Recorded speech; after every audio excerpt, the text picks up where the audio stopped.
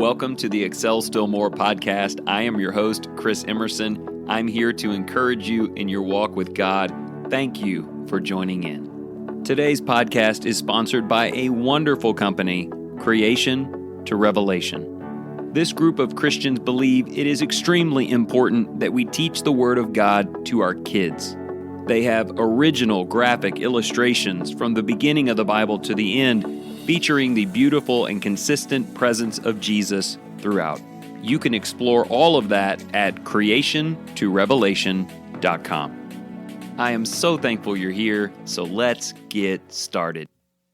Welcome back to the program. I'm glad that you're here. I'm grateful that you've taken time today to tune in.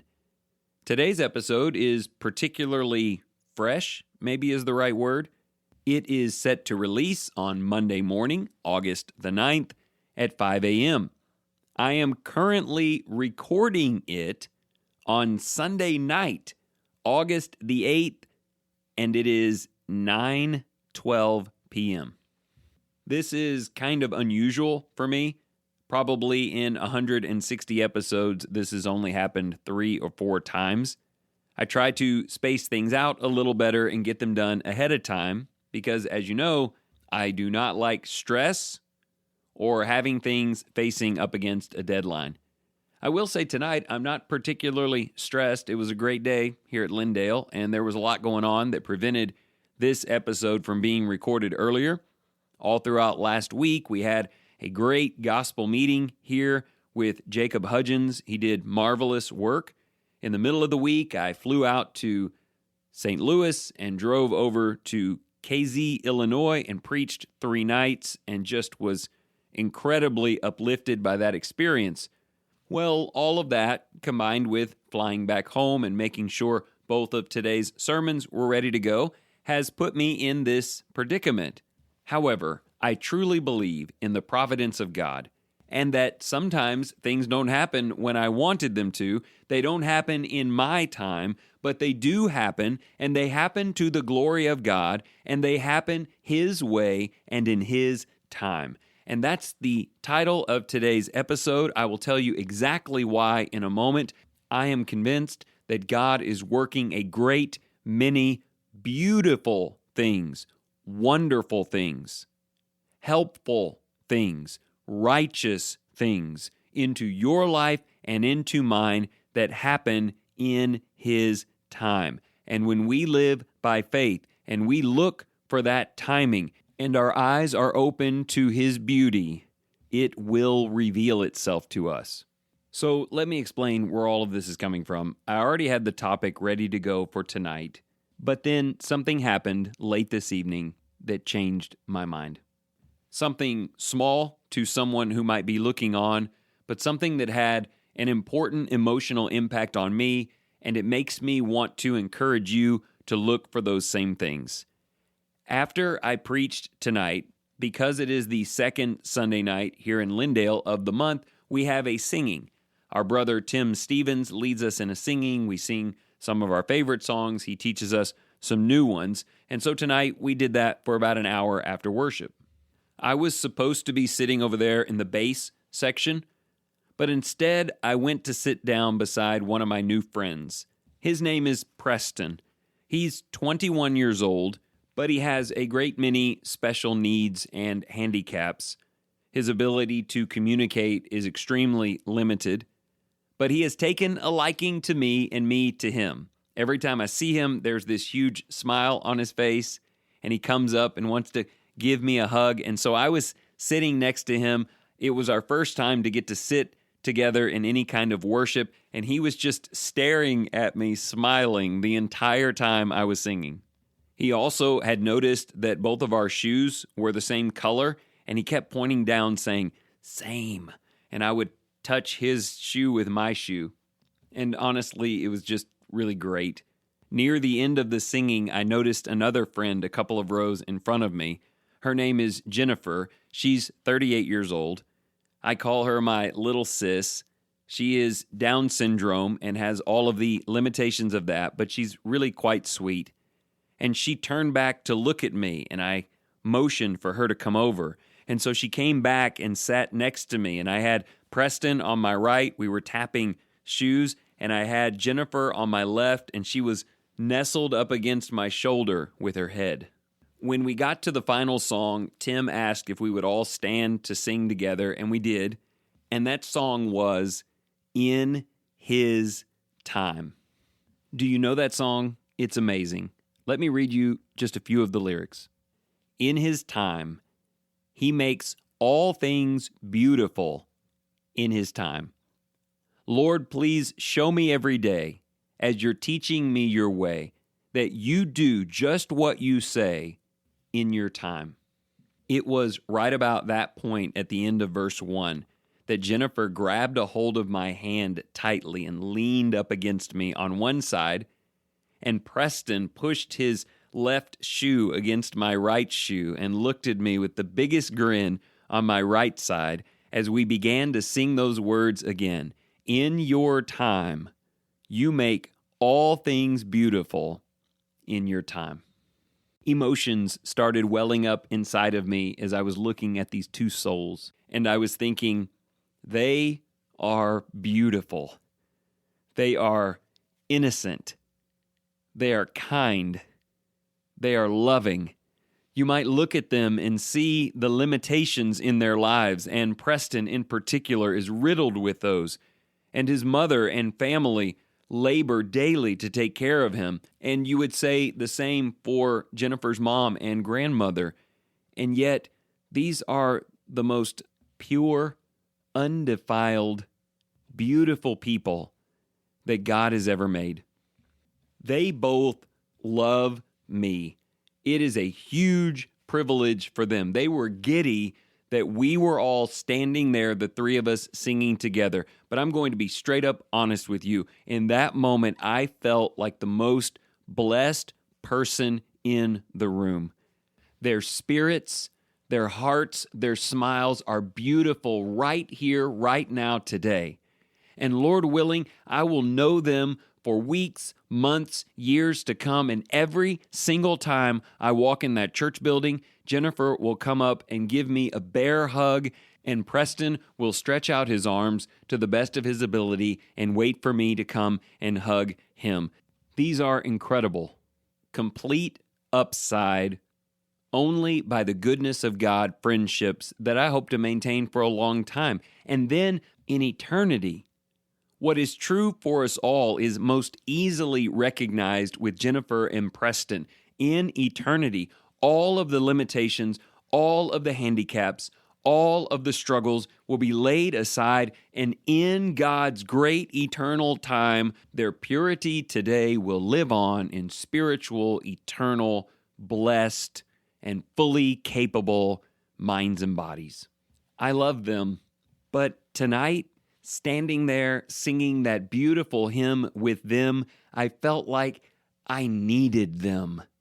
I needed to see this, to feel this, to appreciate the beauty of what God has put in and around my life in its most holy and pure form. And today, for the next 10 minutes, I want you to do the same. The big call for this week is to look at God working to make all things in your life, all things that are from Him, all things that are shaped by Him. See those as beautiful.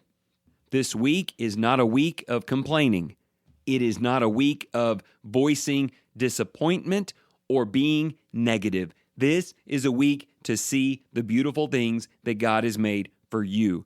And to help you do it, I want to break it down in terms of God's time into 3 different time categories.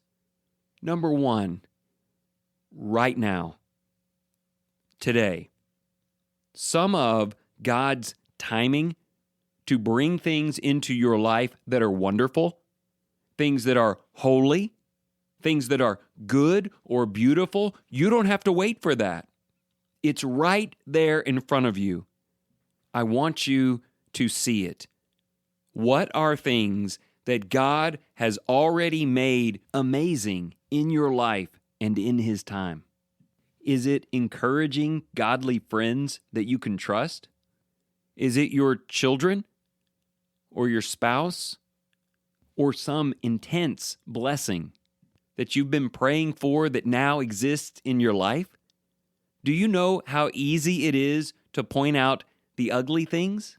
The things that aren't what you want them to be. People who don't treat you rightly. Things about yourself that you wish were different. We get so good at seeing the things that we don't like, that aren't beautiful. And we're kind of looking at God like, when are you going to fix that? And I believe that God is looking at you right now saying, look around. I have done a great many wonderful things in your life. Why can't you see it? Why aren't you rejoicing in it? No, things aren't perfect. Things aren't perfect in Preston's life or Jennifer's life, and they're beautiful people. And they brought great joy to me and I to them. I want you to see that today, because sometimes God's timing for bringing joy into your heart is right this second. If you'll just look. Yeah, sure, you may have to look beyond what other people see, how this world describes wonderful, beautiful, successful things. This world knows nothing. It chases vanity, empty, futile things, tags the word amazing on it until it's not. And if that is what you are waiting for God to do or fix or make great in your life, that time most likely isn't coming. And if it does come, it's probably not from God. See beyond that. See the faith. See the encouragement. See the simple blessings of life itself and the beauty in God's time.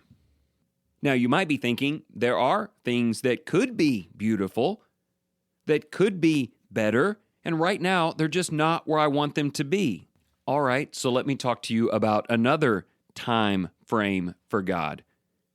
There are things in your life that are not yet beautiful in the sight of the Lord. Not like He wants them to be, but they will be, and they will be in this lifetime. They can be accomplished before you leave this earth. Maybe it's a marriage that's had some problems and you're saying, God, this is not the blessing that it could be. And God is saying, in my time and in your life, and maybe even in the near future, we can truly make this great again. I can do that, God is saying. Do you trust me? Will you follow my ways? Will you look for my hand in it? And will you rejoice in the grace of Jesus as we do this? We can make the marriage better. We can make your faith stronger. We can make your light brighter. God is saying we can make relationships in your life rich and rewarding.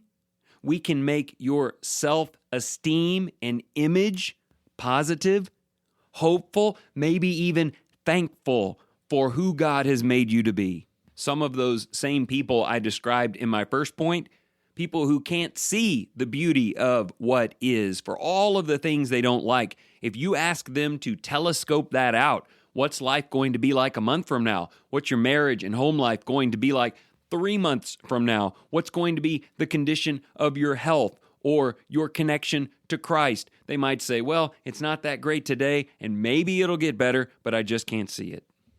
I want you to see it. I want you to see that God is causing all things to work together for good to those who love God. Romans 8:28.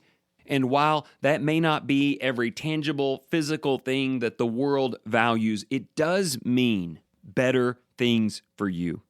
I want you to get out of bed tomorrow after having counted today's blessings and think, if I have faith in the Lord and I seek to live the way He wants me to live, what is the next truly beautiful thing I will enjoy in His name?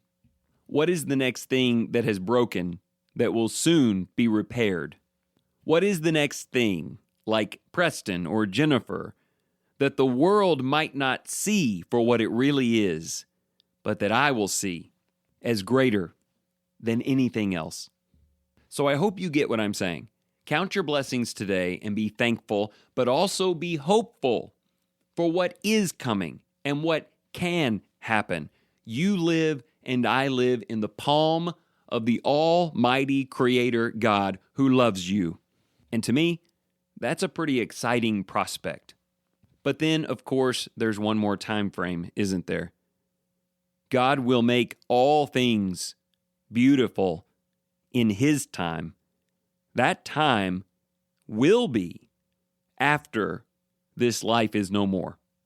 Yes, it may also be, and is, while we are alive here, but it most absolutely will be in the greatest of incomprehensible degree when we shed this body and we see the spiritual world and an eternity with God.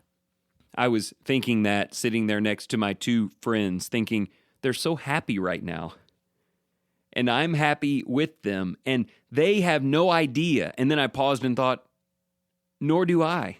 None of us in this room right now even understand what is coming and how God is going to make all of these relationships, even family relationships and marriage relationships and brothers and sisters in Christ, He's going to give it this eternal presence together in spiritual bodies. And Revelation 22, there'll be no more death, no more disease, no more handicap, no more limitation, no more sorrow, no more tears, no more limitations, only a spiritual, eternal life in the presence of the illuminating sun. I can't wait to be in heaven. There are a lot of other faithful people I know who would not say that much of their life is beautiful in the flesh at the moment. There are people who've been mistreated and abused. There are people who suffer because of things that have happened to them that is not their fault. And while I am on the hunt for the beautiful things even in that, and I hope that they live with daily joy in the way that God has blessed them, one day, in His glorious time, you and me and Preston and Jennifer and every single person of innocence and every single person of faith will be there. And this week, I want you to think about that. Think about where we are going and what that will be like. So many people have said over the years, if you miss heaven, you've missed all there is. I would modify that a little bit and say, in heaven, you will see beauty in its purest and most undefiled state. However, there are touches of that beauty. There are fragments or reflections or shadows of that amazement right here and right now in your life. And something tells me that people who cannot see it today, who do not expect it in the near future, who just cannot rejoice in what is good, will never get to see what is great. So that is your assignment this week. Starting the moment you hear this episode, name the things in your life that God has already made beautiful. And then, as the week unfolds, look forward to things that, if you will act in faith, can become beautiful, maybe even again. And then, think of heaven. Maybe even read Revelation 4 and 5. See that beautiful place and live for it, for God will make all things eternally beautiful in His time.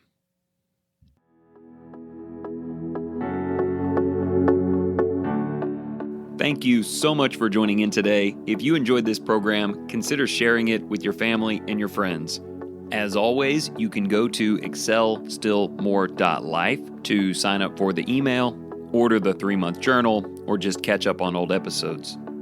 And also, if you are looking for financial advice or future planning, give John Cunningham a call today, 205-913-1720.